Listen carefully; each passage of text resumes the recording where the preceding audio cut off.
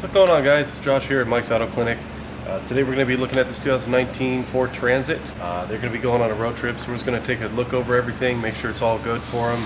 They're going to make it there and back, no problems. So right now we're just going to be looking under the hood, checking out some of the fluids that are under here, making sure everything's in good condition, and should be good for a road trip for them back and forth. So this is what we call a dip tray here. On the left you'll see these are all the samples of the good fluids, and then on the right is where we're going to put the fluids that we get out of the vehicle. Oil on here, and this gives us a nice side-by-side comparison that we can show the customer on what the good condition should be and what their current condition is. Yep, so I'm just going to get some brake fluid here, just using my pocket screwdriver, and it'll pick up some and put it onto my tray here for me. There we go. Sometimes that brake fluid's real hard to see when it's nice and clean. Go ahead and keep moving forward on these fluids here. We're going to check the coolant next. So the coolant we're going to check in two different ways. We're going to check the color, and we're also going to check the freeze protection on it as well. So some of these are going to be under pressure, so you want to be careful when you're opening them. Okay, got the cap off. This is our coolant tester, kind of looks like a turkey baster. Just going to stick the straw in, it's going to pull the fluid up for me. Now while that's in there, I'm going to use that to put onto my tray as well. Get a nice sample there. So now we can see both the color and the freeze protection. So each one of these are representing how cold it can go or withstand before it starts to freeze. So we've got 5 of these floating here, which means that we're good until negative 34 degrees. The one's going to be nice and held well during this winter for them. And then also part of the inspection that we do, you can go ahead and top off your washer fluid as well, so you're all set to go on the road. And we'll go ahead and move on and check in the air filter and the battery as well. Pretty easy to get this air filter out. We've got just 2 tabs here on each side and some sliders that are down there. So we're gonna go ahead and release these tabs, and this is gonna slide up and out, and then it'll allow us to lift it up and get access to this air filter underneath. Now we can get a good look in there. We do have some dirt accumulating. It's not terrible though. A little bit of debris. This one's probably okay for another turn or two, but we'll go ahead and get some pictures of that and just keep moving on as well. So unfortunately with this one, I don't have a good access to my negative side of the battery. I don't know how well you can see down in there, but it is tucked pretty far back in. I can't quite get my hand in there. So I'm gonna go ahead and use another location on here as my negative. Okay, so yep, we're going to use that right there. Looks like they've given us a nice spot in case you're going to jump your battery or something. So let's go ahead and hook up our positive first. There we go. That's out of our way.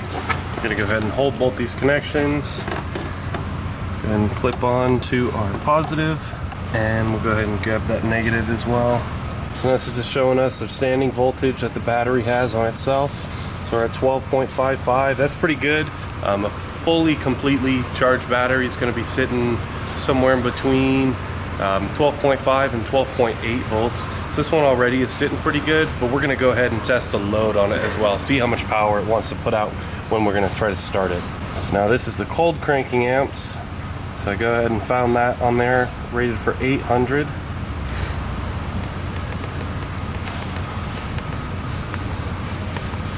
Go ahead and let that test. We are above freezing today.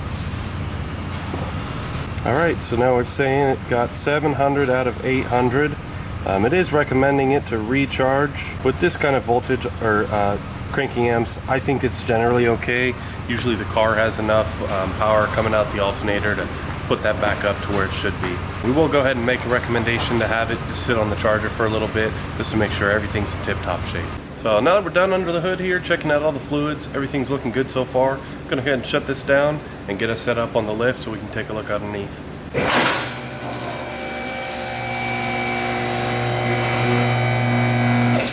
First things I'm going to check while we're under here, I'm going to check the tread depth on all 4 of the tires. And we're also going to check the how much brake pads are left on all 4 corners. So this one will stick a little rod out, and we're just going to press it flat against the tire here. So now I've got my reading. We're going to find which line that we're closest to down here. So there we go. We're right on the 5. So this is going to be 5/32 remaining on this tire. So this one's going to be 6 on this side. Let's go ahead and check the rears. So typically a brand new tire is going to be sitting right around this 10 mark, 10-30 seconds. Some of them, depending on what type of tire you have, like an off-road or mud tire, those are going to be a lot taller. But for a general passenger car tire, about 10-30 seconds is brand new. So being here at 5 and 6 30 seconds, it's pretty good. I'd put that in the yellow category if we're going off the colors. So definitely still a bit of life left in them, but something to keep in mind coming into the future that they are wearing and you will need some tires. So here I've just set it, just for an example, I've set us to 3:30 seconds. Now from this flat point to there, that's how much we're sticking out. That gives you an example of how much tread that 3:30 seconds is. So once you hit the 3 mark, that puts you into the red category. So that would be recommend replacing your tires as soon as you can. Yeah, so same thing on here. That's actually very nice to see that they're wearing evenly across in the rears. The fronts were pretty close, but we got the same situation here, right in between the 4 and 5 on these rears. So we're gonna go ahead and say we got 4:30 seconds for the rear, and I believe it was 5 and 6 30 seconds for the front. Let's go ahead and check some of the brake pads. This one's got a little bit of play. They're going to my next size, 10 millimeter. Yep, so that 10 mil just fits in there. Let's go ahead and double check on the inside and the other side as well. Just slip this in and give it a turn, and so I'm able to get right behind the pad, just like that. My 10 fits in very nicely. Double check this passenger side as well. I would assume that we would be even, but we always want to check and just really make sure. There's my 10, fits in nice on the inside. We'll check the outside, and there we go. 10 fits in nice. 10 millimeters of pad in the rear, and we were at 8 millimeters in the front, so that's doing awesome. Those are both in the green. To be expected with this is a newer vehicle, lower miles. These are probably still the original brakes. Go ahead and move on to checking out see if we got any fluid leaking, condition of the suspension components, and see what else we're seeing under here.